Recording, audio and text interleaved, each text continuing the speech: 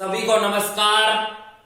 कक्षा 10वीं का पहला पाठ संसाधन और विकास, रिसोर्सेज एंड डेवलपमेंट। इस पाठ के पार्ट 1 में हमने पढ़ा कि संसाधन किसे कहते हैं और संसाधनों का वर्गीकरण। आज हम पढ़ेंगे संसाधनों का वर्गीकरण, जो पीछे हमने पढ़ा था उसका नंबर 4, विकास के स्तर के आधार पर संसाधनों का वर्गीकरण। तो इसको समझने के लिए हमने एक टेबल बनाई है, एक ग्राफ बनाया है। इधर हमने लिख रखा है तकनीक उपलब्ध है, क्या हम उस संसाधन को प्राप्त करने की तकनीक उपलब्ध है हमारे पास। प्रयोग करने की इच्छा है, क्या हम प्रयोग कर पा रहे हैं, और संसाधन का उदाहरण। तो पहला है संभावी संसाधन, दूसरा है विकसित संसाधन, नंबर 3 है भंडार, नंबर 4 संचित कोष। विकास के स्तर के आधार पर संभावी संसाधन के लिए तकनीक उपलब्ध है, ठीक कर रखा है। प्रयोग करने की इच्छा है, ठीक कर रखा है। क्या हम प्रयोग कर पा रहे हैं, नहीं कर पा रहे। उदाहरण सौर ऊर्जा। तो सौर ऊर्जा सूर्य से प्राप्त ऊर्जा। जहां गर्मी ज्यादा पड़ती है तो वहां सूर्य से भी ऊर्जा उत्पन्न की जाती है, विद्युत उत्पन्न की जाती है। लेकिन जो है क्या हम इसका प्रयोग हर राज्य में कर पा रहे हैं, नहीं कर पा रहे। इसलिए सौर ऊर्जा कैसा संसाधन है, संभावी संसाधन। मतलब संभावना है, मतलब हम ऊर्जा प्राप्त कर सकते हैं काफी ज्यादा मात्रा में।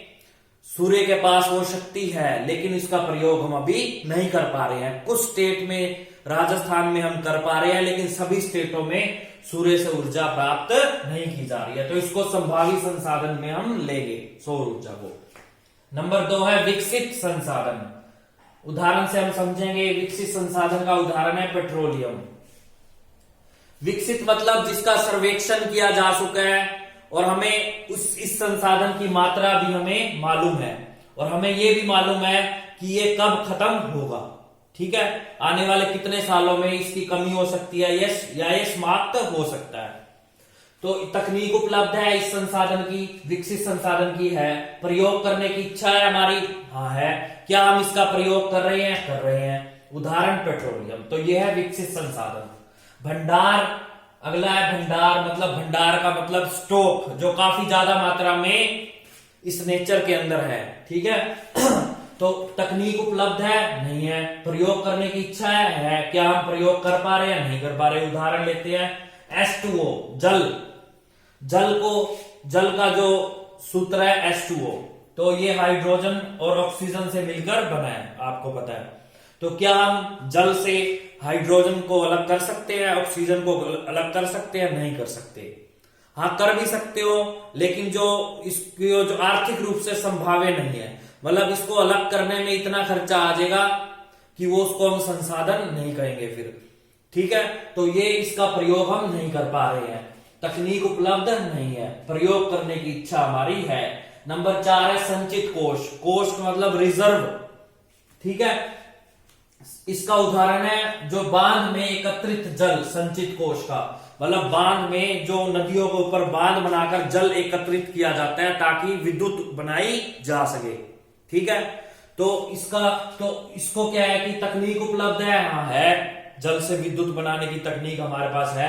प्रयोग करने की इच्छा है, नहीं है। क्यों नहीं है, क्योंकि इसको हमने आगे फ्यूचर के लिए रखा हुआ है कि फ्यूचर में अगर कोई कमी होती है विद्युत पैदा करने में, तो जल से हम जो जल इकट्ठा किया हुआ है बांध के अंदर, उसका प्रयोग हम करेंगे। ठीक है, तो ये था संसाधनों का वर्गीकरण विकास के आधार पर। ठीक है, तो आपको पता है संसाधन जो है वो इस नेचर की देन है मनुष्य को। ठीक है, तो संसाधनों का प्रयोग जो है अगर हम अच्छे से करते हैं तो हमारे लिए सुखदायी है। इसका प्रयोग सतर्कता से करते हैं तो सुखदायी है ये हमारे लिए। लेकिन इसका प्रयोग हम अपने लालच के लिए, ठीक है, अधिक से अधिक प्रयोग करते हैं तो ये हमारे लिए दुखदायी है।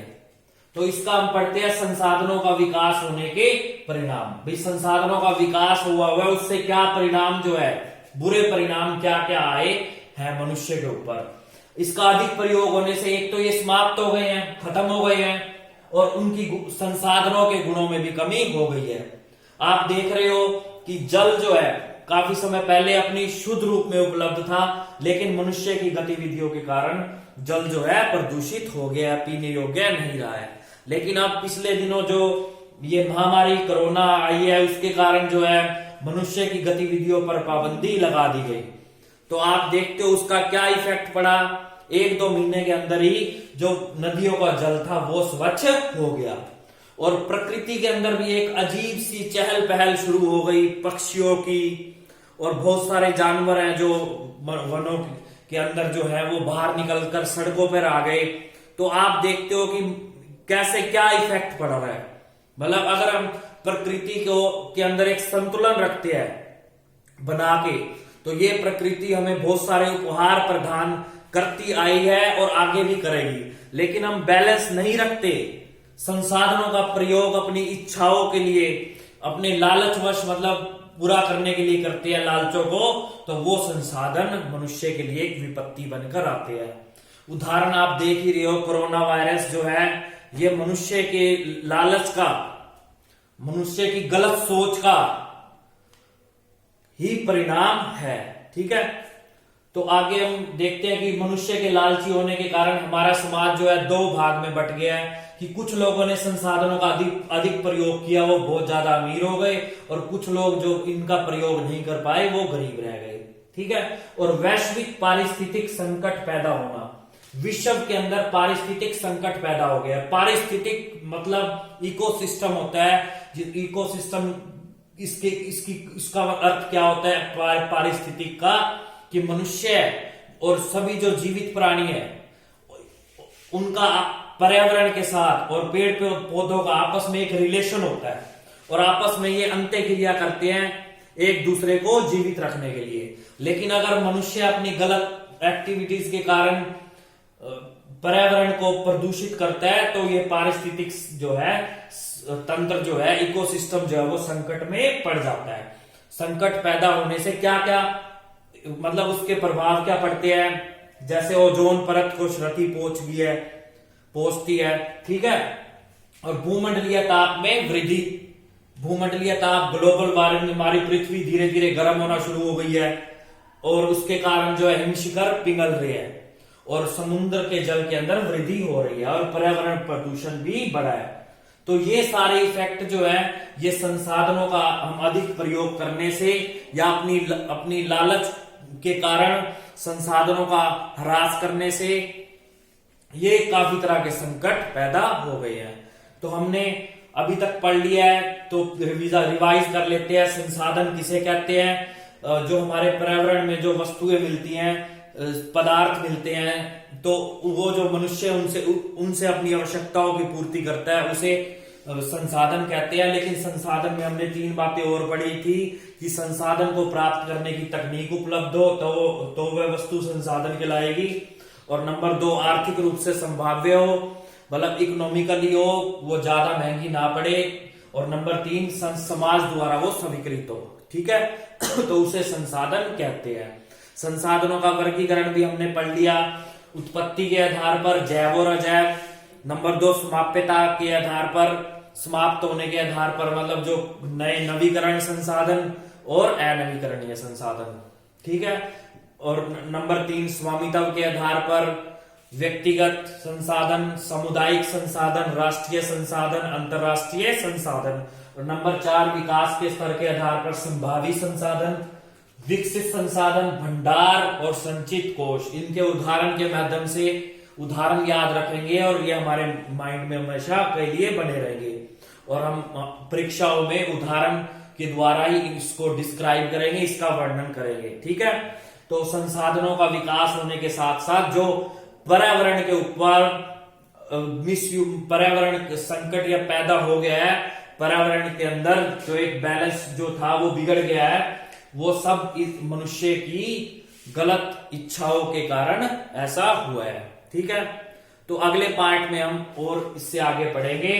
तो मेरा आपसे अनुरोध है कि आप इस महामारी का जो समय है उस समय की जो वास्तविकता को समझते हुए घर पर ही रहें, और खुशी से रहें, और अध्ययन करें, अपने आप को स्वस्थ रखने के लिए एक्सरसाइज करें, योग करें, मेडिटेशन करें और अपनी फैमिली का सहयोग करें। ठीक है, धन्यवाद। हम अपना अगला वीडियो जल्दी लेकर आएंगे। धन्यवाद।